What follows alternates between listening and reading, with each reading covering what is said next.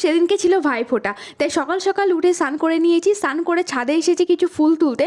তবে নিচে গিয়ে দেখছি অলরেডি মা এখানে অনেক শিউলি ফুল তুলে রেখেছিল, এগুলো দিয়ে আজকে পুজো হয়ে যাবে। আর মা মামাকে ফোঁটা দেবে, তাই আমি এখানে সমস্ত জোগাড়যন্ত্র করে দিয়েছি। প্রথমে আমার গপুকে দই দিয়ে চন্দন দিয়ে স্নান করিয়ে নিলাম, তারপরে ওকে একটা সাদা জামা পরিয়ে দিয়েছি।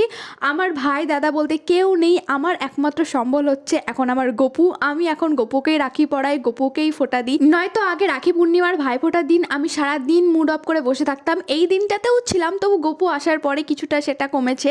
তো আমি এখানে গপুকে সমস্ত কিছু দিয়ে ভালো করে ভাইফোঁটা দিয়ে নিয়েছি। আর মা মামাকে ফোঁটা দেবে, তাই এখানে সমস্ত খাবার দাবার বেড়ে দিয়েছে। আমার মা প্রত্যেক বছরই মামাকে ফোঁটা দেয়, আর এটা দেখতে আমার ভীষণ ভালো লাগে, তার সাথে আমার মনটাও ভীষণ খারাপ করে। সেদিন মা রান্না করেছিল বাঁধাকপি বেগুন ভাজা, চাটনি, ভাত, মটর ডাল, তারপরে হচ্ছে মাংস, তার সাথে পায়েস করেছিল। এদিকে মামা মামি বাড়ি চলে যাচ্ছে। তোমাদের সাথে দেখা হচ্ছে পরের ভিডিওতে, বাই।